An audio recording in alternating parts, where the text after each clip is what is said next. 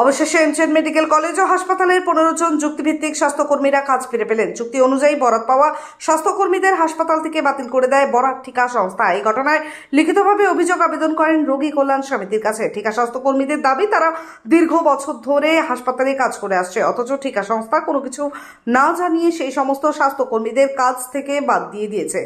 অবশেষে দীর্ঘ তালবাহানার পর ওই 15 জন অস্থায়ী স্বাস্থ্যকর্মী কাজ ফিরে পেলেন। আমাদের হঠাৎ 15 তারিখ একটা চিঠি ধরিয়ে দেওয়া হয়, যে চিঠিতে আমাদের এনজিওকে, আমরা শুধু এনজিও দ্বারা আমার এখানে নিযুক্ত, যেই চিঠিতে আমাদের টার্মিনেট করে দেওয়ার কথা উল্লেখ করা, টার্মিনেট করতে আমাদের কাজ বন্ধ করে দেওয়ার কথা বলা হয়েছিল। যেহেতু একটা রিনিউয়ালের ব্যাপার থাকে প্রতি বছর, তো সেই হিসাবে একটা চিঠি ধরিয়ে দেওয়া হয়। গত 15 বছর ধরে আমরা এখানে কুচবিহার এমজেএন কলেজে কর্মরত। সেই হিসাবে 15 তারিখ যে চিঠিটা ধরিয়ে দেওয়া হয় সেটা সম্পূর্ণ বেআইনিভাবে ধরিয়ে দেওয়া হয়, কেননা যে টেন্ডারটা করা হয়েছে সেটা সম্পূর্ণ বেআইনিভাবে করা হয়েছিল এবং আমাদের যে রোগী কল্যাণ সমিতির যে কমিটি থাকে সেই কমিটিতে জানানো হয়নি। তো সেই অবস্থায় আমরা যখন জানতে পারি যে আমাদের কাজটা বন্ধ, আর কি আপাতত বন্ধ করে দেওয়ার কথা বলা হয়েছে, তখন আমরা মাননীয় জেলা শাসকের দ্বারস্থ হই এবং সেখানটায় গিয়ে আমাদের যে সমস্যাগুলো সেগুলো আমরা বলি, যে আমাদের হঠাৎ করে এইভাবে উচ্ছেদ করে বন্ধ করে দেওয়ার কথা বলা হয়েছে, যেটা এর আগে আর কি যখন আমাদের রিনিউয়াল হতো তখন কিন্তু আমাদের এভাবে কাজ বন্ধ করে দেওয়ার কোনো রকমই প্রসিডিওর চলতো না। আমরা আমাদের মতন কাজ চালিয়ে যেতাম এবং রিনিউয়ালটা নিজের মতন হতে থাকতো, বা এনজিওকে জানানো হতো বা টেন্ডার জানানো হতো। যে টেন্ডারটা করা হয়েছিল সেটা কোনো ওয়েবসাইটে দেওয়া হবে, একটা ওয়েবসাইটে দেওয়া হয়েছিল, কোনো নিউজ পেপারকে সেটা জানানো হয়নি, যেটা আর কি আপনার যেটা নিয়ম আছে নিউজ পেপারকে পাবলিশ করতে হবে, বিভিন্ন ওয়েবসাইটে দিতে হবে, সেগুলো কিছু করা হয়নি। তো যখন আমরা জেলা শাসকের কাছে যাই, তিনি সম্পূর্ণ বিষয়টা দেখেন এবং দেখার পরে তিনি সঙ্গে সঙ্গে লেবার কমিশনের সঙ্গে যোগাযোগ করেন এবং তার সঙ্গে যোগাযোগ করার পরে লেবার কমিশন এবং আমাদের মাননীয় জেলা শাসক এবং আমাদের এডিএম স্যার সবাই মিলে একটা মিটিং করে আমাদের আবার সেই কাজে পুনরায় নিযুক্ত করেন। কারা করেছিল এই যে আপনাদের বিরুদ্ধে? আমাদের কর্তৃপক্ষ, আমাদের কর্তৃপক্ষ যিনি আছেন এমএসপি স্যার, তিনি এটা করেছিলেন। কেন এমনটা করলেন আপনাদের? কেন এরকমটা করে, কারণ এনজিওর মেয়াদ শেষ হয়ে গেছিলো, সেই হিসাবে উনি এনজিওকে এমনি চিঠি ধরিয়ে বলতে পারতেন যে মেয়াদ শেষ, এখন একটা রিনিউয়ালের প্রসিডিওর চলবে, সেটা না করে উনি কাজ বন্ধ করে দেওয়ার কথা বলেছেন আপাতত। ভোটের ইলেকশনের সময় কী করে উনি বন্ধ করে দেওয়ার কথাটা কী করে বলে, বা টেন্ডারটা কীভাবে একটা ওয়েবসাইটে কীভাবে দিলেন সেটা আমাদের জানা নেই, ঠিক আছে। তো আমাদের যারা আর কি আমাদের হেল্প করেছিল এই বিষয়ে, সেই বিষয়ে আমরা অসংখ্য ধন্যবাদ।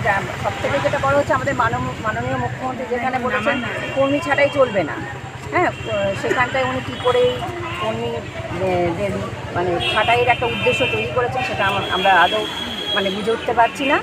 তো এটা সম্পূর্ণ বোঝা যাচ্ছে যে যেটা আমাদের হঠাৎ করে বন্ধ করে দেওয়ার প্রসিডিওর যদি হতোই এরকম, তাহলে আগেও করতো, কিন্তু যেটা 15 বছরে কোনো দিনই হয়নি, তাহলে এটা সম্পূর্ণ স্পষ্ট যে এটা কী উদ্দেশ্যটা কী ছিল।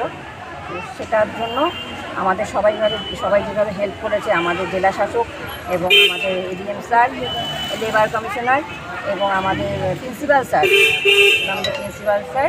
এবং আমাদের আরও অন্যান্যরা আছে, যেমন রবি ঘোষ, তারপরে হিপিদা, আমাদের প্রবাল গোস্বামী ভীষণভাবে হেল্প করেছেন, জলিল আহমেদ, আমিনা আহমেদ এবং আমাদের যে রোগী কল্যাণ সমিতির চেয়ারম্যান আছে পার্থপ্রতিম রায়, তিনিও আমাদেরকে সম্পূর্ণভাবে এই বিষয়ে সহযোগিতা করেছেন। তাদের কাছে আমরা ধন্যবাদ এবং কৃতজ্ঞতা যে তারা আমাদের এই ব্যাপারে সাহায্য করে আমাদের পুনরায় আবার কাজে আজকে পুনর্বহাল করেছে এবং আজকে সেই হিসেবে আমরা আবার নতুনভাবে কাজে জয়েন করেছি। দিদি বলছি একটা কথা, যে আপনারা এখানে কতদিন ধরে এখানে কর্মরত আছেন? 15 বছর হতে চলছে, হবে আমাদের 15 বছর।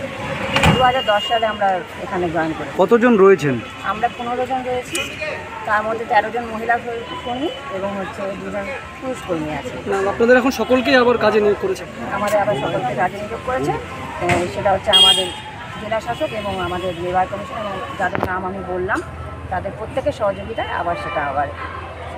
দিদি আপনার নামটা? আমার নাম সাবিনা সুলতানা। কি মনে করছেন এই যে আপনাদেরকে মাঝখান থেকে কাজের থেকে বের করে দেওয়া হয়েছিল বা কিছু? আমরা প্রচণ্ডভাবে ভেঙে পড়েছিলাম, কারণ এটার উপরে আমাদের সমস্ত রুটির সবারই এটার উপর সংসার চলে, প্রত্যেকেরই তাই চলে। কিন্তু এটা এইভাবে তো বন্ধ করে দেওয়াটা তো ঠিক হয়নি, একটা আলোচনার মাধ্যমে করা উচিত ছিল, সেটা উনি করেননি। কোথাও কি মনে হচ্ছে চক্রান্ত? এটা তো অবশ্যই। আপনার নাম? আমার নাম সাবিনা খাতুন। আপনি কি আপনার বাড়িকে আভিজাত্যের ছোঁয়ায় সাজিয়ে তুলতে চাইছেন? তবে বিশাল এম্পোরিয়ামের কাছে আপনার স্বপ্নের বাড়িকে সাজিয়ে তুলুন। এখানে ঘর সাজানোর শোপিস, পর্দা ও ইউনিক ডিজাইনের যাবতীয় আইটেম পাবেন। সকলের 1 নম্বর নির্ভরযোগ্য প্রতিষ্ঠান। ঐতিহ্যের আর এক নাম বিশাল এম্পোরিয়াম। আমাদের ঠিকানা বিশাল এম্পোরিয়াম 375 BS রোড, কোচবিহার।